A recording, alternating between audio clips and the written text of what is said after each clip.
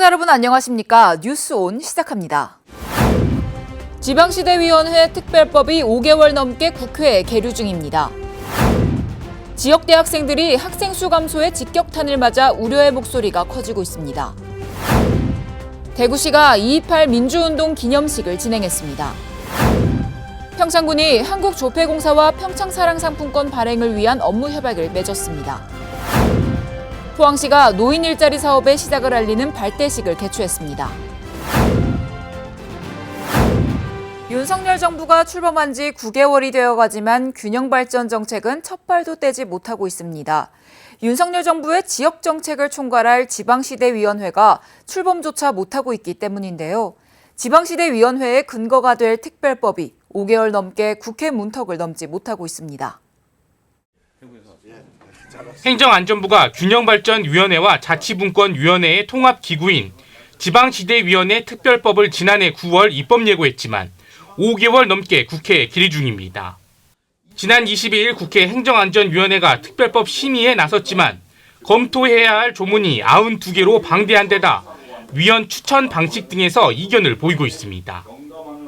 2월 국회 통과는 물리적으로 불가능해졌고 3월 통과도 불투명한 상황입니다. 강력하게 정부 안을 중심으로 통과를 요청을 했었는데 아시다시피 지금 현재 국회 구성이 절대 다수를 지금 야당이 점하고 있는 상황이라서 야당에 대한 설득 부분들이 아직 좀 미흡했던 것 같습니다. 지방시대위원회 출범이 늦어지면서 윤 정부의 균형발전 정책은 첫발을 떼지 못하고 있습니다. 지방시대위원회는 5년 단위 균형발전과 자치분권 계획을 수립하고 기회발전특구와 교육자유특구를 지정하는 등 윤석열 정부 지역 정책을 총괄할 예정이지만 아무런 진전이 없습니다. 특히 균형발전위원회와 통합 대상인 자치분권위의 활동 시한은 다음 달 19일로 종료됩니다. 그때까지 지방시대위원회가 출범하지 못하면 균형발전을 맡을 양대 축의 하나가 사라지게 되는 겁니다. 특히 또 지방이 지금 아사 직전에 있는 점을 고려한다면은 하루빨리 이 법안이 통과되어야 하고 또 국회에서 이것을 통과시켜 줄 것으로 기대를 하고 있습니다. 이재명 대표 체포 동의안과 김건희 여사 특검 등 국지간 이슈가 정치권에 휘몰아치면서 지방시대 특별법의 조속한 통과가 더욱 어려워지고 있습니다. 지역 대학들이 학생 수 감소에 직격탄을 맞고 있다는 우려의 목소리가 커지고 있는데요. 지역 대학의 현재 상황을 살펴봅니다. 지난해 수능 정시 모집에서 전국 14개 대학 26개 학과에 지원자가 한 명도 모이지 않았습니다. 지역별로는 경북이 10개 학과로 가장 많았고 전남이 4개 학과로 광역지자체 가운데 두 번째로 많았습니다. 지원자가 있더라도 사실상 미달인 대학들도 많습니다. 전남의 대학 정시 평균 경쟁률은 2대1로 전국에서 가장 낮았고 광주도 3.01대 1로 17개 시군 가운데 12위, 7대 광역시 중 최하위를 기록했습니다. 정시는 한 명당 대학 3곳씩을 지원하다 보니 교육계에서는 3대1 미만의 경쟁률을 기록하면 사실상 지원 미달 대학으로 보는데 광주 전남대학 대부분이 포함된다는 겁니다. 결국 올해 수시 정시 모집으로 채우지 못해 추가 모집에 나선 인원이 광주 전남 합쳐 3천여 명에 달하는 것으로 나타났습니다. KTX 기준으로 보면은 거의 한 1시간 이내에 어떤 좀 지방권 소재대학에 지원하는 것으로 좀 나타나고 있는데 그 더 먼 곳의 지역에 있는 학교들이 더 우수함에도 불구하고 굉장히 좀 한계 상황에 있다. 더 큰 문제는 미래 전망도 밝지 못하다는 점입니다. 2000년 86만 명이었던 수능 응시자 수는 2010년 63만 명, 2020년 48만 명 등 해마다 크게 줄고 있습니다. 인구 구조로 예측한 2030년 대학 입학 가능 인원은 41만 명, 2040년에는 28만 명까지 줄어들 전망입니다. 지역별로는 2040년 기준 전라권 입학 가능 인원은 2만 5천 명 수준으로 2020년 대비 52%가 줄 것으로 예상됐습니다. 전국에서 대구 경북권 다음으로 두 번째로 예상 감소폭이 큽니다. 장학금이나 전자기기 지급 등 각 대학마다 학생 지원책을 쏟아내고 있지만 근본적인 해결책이 되지 못하고 있습니다. 이미 이제 붕괴가 시작되고 있는 이런 상황이기 때문에 이 문제의 가장 큰 근본적인 해결은 사실은 국가에서의 그런 정책적, 특히 대학에 대한 지원 정책이 바꿔져야 되고. 벚꽃이 피는 순서대로 대학이 문을 닫을 것이다. 수도권에서 멀어질수록 대학의 존폐 위기도 빨리 올 것이라는 교육계 속설이 현실이 되고 있습니다. 제260회 서울특별시 마포구의회 임시회가 개회했습니다. 제3차 본회의에서 부의된 안건들을 최종 의결하며 2023년 첫 회기가 마무리됐습니다. 마포구의회가 지난 17일 제260회 서울특별시 마포구의회 임시회 제3차 본회의를 진행했습니다.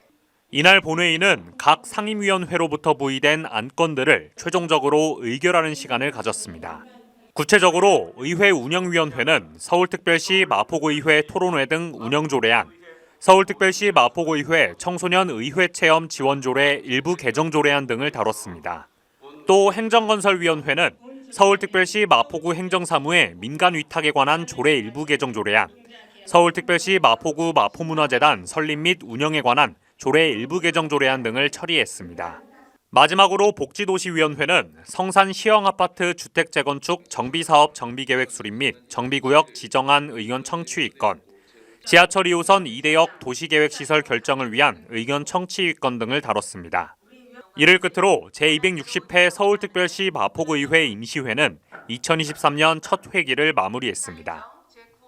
계속해서 광역시 소식입니다. 대구 신화수산이 대구 사회복지공동모금회에 청소년 희망장학금 3천만 원을 전달했습니다. 대구 신화수산이 대구시청 청사에서 대구 사회복지공동모금회에 청소년 희망장학금 3천만 원을 전달했습니다. 이날 전달된 장학금은 가정 형편이 어렵지만 모범적인 대구 지역 청소년을 위해 사용될 예정입니다. 대구 북구 농수산물 도매시장 수산동에 위치한 대구 신화수산 주식회사는 2011년부터 현재까지 5억 4천만 원 상당의 현금과 물품 지원을 꾸준히 하며 나눔을 실천해왔습니다. 특히 작년 10월 농수산물 도매시장 화재로 인해 고객 감소 등 영업 피해가 있었음에도 장학금 기탁을 실천하며 지역의 나눔 기업으로서의 역할을 했습니다. 제63회 2.28 민주운동 기념식이 자유를 그리다를 주제로 대구 문화예술회관에서 열렸습니다. 이날 기념식은 2.28 민주운동 기념탑 참배 후 기념공연과 기념사, 2.28 찬가 재창 등의 순으로 진행됐습니다. 기념탑 참배에는 2.28 민주운동 참여 주역과 2.28 참가학교 학생 대표가 나란히 참석해 2.28 정신을 후배 고등학교 학생들이 대구의 자랑스러운 역사로 이어간다는 다짐과 메시지를 전했습니다. 특히 이날 기념 공연으로 2.28 민주운동 전국 학생 글짓기 공모전에서 대상을 수상한 환희를 2.28 민주운동에 참여한 고교 후배들이 선보였습니다. 계속해서 강원도 소식입니다. 평창군이 한국조폐공사와 평창사랑상품권 발행을 위한 업무 협약을 맺었습니다. 이번 협약은 지역 주민과 관광객의 편의성 제고를 위해 본격적으로 지역화폐를 도입하고자 추진됐습니다. 올해 100억 규모의 평창사랑상품권 도입을 통해 지역 경제가 활성화되고 지역 자금의 역외 유출도 줄일 수 있을 것으로 기대하고 있습니다. 평창사랑권 상품권 구매는 개인별 월 50만 원까지 10% 선할인을 받고 구매가 가능하며 평창군 내 가맹점에서만 사용할 수 있습니다. 평창사랑상품권 가맹점 신청은 사업자 등록증과 통장 사본을 가지고 4월까지 군청 경제과 또는 읍면사무소 산업부서에서 직접 신청하면 됩니다. 대상은 평창군 내 전통시장, 음식점, 주유소와 세탁소 등 소상공인이 운영하는 모든 사업체입니다. 단 대규모 점포, 기업형 슈퍼마켓, 사행업소, 유흥 단람주점 등은 가맹점 신청이 불가합니다. 평창군 농업기술센터에서 2023년 농업인대학 사과과정 입학식이 열렸습니다. 평창군 농업인대학은 2012년부터 지난해까지 총 440명의 졸업생을 배출한 명실상부한 지역농업인 교육의 산실인데요. 올해 농업인대학 사과과정은 입학생 53명을 선발해 오는 11월까지 연간 19회 99시간의 과정으로 진행될 예정입니다. 이번 교육은 정지전전, 결실관리 병해충 방제, 품질관리, 현장 견학 등 사과 재배에 걸친 이론 교육과 현장 교육을 병행하여 운영됩니다. 평창군 농업기술센터는 이번 농업인대학 과정을 통해 평창 사과의 품질을 더욱 향상시키고 전문 농업인으로 거듭나는 계기가 됐으면 좋겠다고 밝혔습니다. 횡성군이 민원인들의 시간적 경제적 손실을 방지하기 위해 사전심사 청구제를 확대 운영합니다. 사전심사 청구제는 민원인이 인허가 정식민원을 제출하기 전 약식 서류로 허가 가능 여부를 사전에 심사하는 제도입니다. 군은 운영 활성화를 위해 대상 민원을 추가 발굴해 당초 22종에서 25종으로 대상 사무를 확대 운영합니다. 대상 사무는 청소년 수련시설 설치 운영 허가, 어린이집 인가 신청, 공장 설립 등의 승인 등으로 사전심사 청구서와 구비 서류를 허가민원과 종합민원팀에 제출하면 담당 부서 서류 검토 후 민원 처리 가능 여부를 민원인에게 통보합니다. 횡성군이 농촌 지역 환경 개선을 위해 4월 30일까지 영농 폐기물 집중 수거 기간을 운영합니다. 각 마을별 공동집화장에 보관 중인 영농 폐비닐은 반드시 성상별로 분류 배출해야 하고 폐농약병은 잔재물이 없는 상태로 반출해야 합니다. 군은 수거된 폐기물에 대해 보상금과 장려금을 지급하며 각 읍면 행정복지센터에서 보관 수거를 동시 진행합니다. 보다 자세한 사항은 횡성군 환경자원사업소 또는 한국환경공단 강원환경본부로 문의하면 됩니다. 계속해서 충청도 소식 전해드립니다. 충북도가 미래차 전환 지원을 위해 미래차 핵심 지원 시설을 구축하고 자율주행 선도기술 등을 집중 지원할 계획입니다. 이에 따라 도는 미래차 핵심 지원 시설을 구축하고 자율주행 선도기술을 지원할 계획입니다. 또한 자동차 부품 기업의 연구개발을 지원하고 열악한 중소기업을 위한 사업화 지원을 할 예정입니다. 아울러 도는 미래차 산업기술 인력 석박사 등 180여 명의 미래차 전문 인력을 양성한다는 계획입니다. 도 관계자는 자동차 시장의 미래차 전환이 가속화됨에 따라 도가 다양한 지원 사업을 발굴해 시행하고 있다며 도내 자동차 부품 기업이 산업 변화에 능동적으로 대응할 수 있도록 최선을 다하겠다고 말했습니다. 충북도가 도민이 안심하고 이용할 수 있는 의료 환경을 조성하기 위해 2023년 보건사업 계획을 수립했습니다. 이에 따라 보건 정책 분야에서는 농어촌 보건기관 인프라 확충과 보건진료소 운영 등을 추진합니다. 건강 증진 분야에서는 모바일 헬스케어 사업 확대와 건강검진 사업 등의 예산을 투입합니다. 또한 정신보건 분야에서는 자살 예방 사업과 치매 관리 사업 등에 힘쓸 예정입니다. 이외에도 의료관리와 공공의료, 의료비 후불제 등의 분야에 예산을 반영해 추진할 계획입니다. 농산물을 구입할 때 흔히 보게 되는 마크인 GAP, 농산물 우수관리 인증이 있는데요. 충북도가 GAP 인증 확대와 인증 농산물의 안전성 확보를 위해 GAP 안전성 분석 사업과 시설 보안 사업에 9억 원을 지원합니다. 도는 GAP 인증을 받기 위해 안전성 검사를 실시한 농업인을 대상으로 농산물 잔류 농약과 중금속, 토양 등의 검사비 전액을 지원합니다. 아울러 도는 GAP 시설 보안 지원 사업을 통해 관리 설비와 저장 시설, 위생 시설 등의 설치와 보수를 지원합니다. 도 관계자는 GAP 농산물 생산 유통 기반을 지속적으로 확대해 나갈 계획이라며 GAP 인증 농산물에 대한 농업인과 소비자의 많은 관심을 당부했습니다. 계속해서 경상도 소식 전해드립니다. 경북도가 영국 코리아푸드를 방문해 경북 농식품의 영국 수출 확대를 위한 업무 협약을 체결했습니다. 협약식에는 이철우 경상북도 도지사와 박영서 경북도의회 부의장 등이 참석해 경북 농식품 수출 확대에 긴밀히 협력해 나가기로 했습니다. 이날 오후에는 영국 H마트를 방문해 영국 H마트와 경북 농식품의 영국 수출 확대를 위한 업무 협약도 체결했습니다. 또 영국 H마트에서 진행한 2023 K 경북푸드 홍보전에서는 타국에서 접하기 힘든 우리 전통주인 안동소주를 영국 소비자에게 선보였으며 한과 곶감 등 경북 농식품도 소개했습니다. 경북도와 영국 유수의 유통업체인 코리아푸드, 영국 H마트 간의 이번 업무 협약을 통해 경북에서 생산한 수출 유망 품목 발굴과 영국 시장 개척을 위한 홍보, 판촉, 판매 확대를 위해 상호 협력하기로 했습니다. 이를 통해 경북도는 기존 주력 시장인 미국, 일본, 중국을 넘어 해외 수출 시장을 확장할 계획입니다.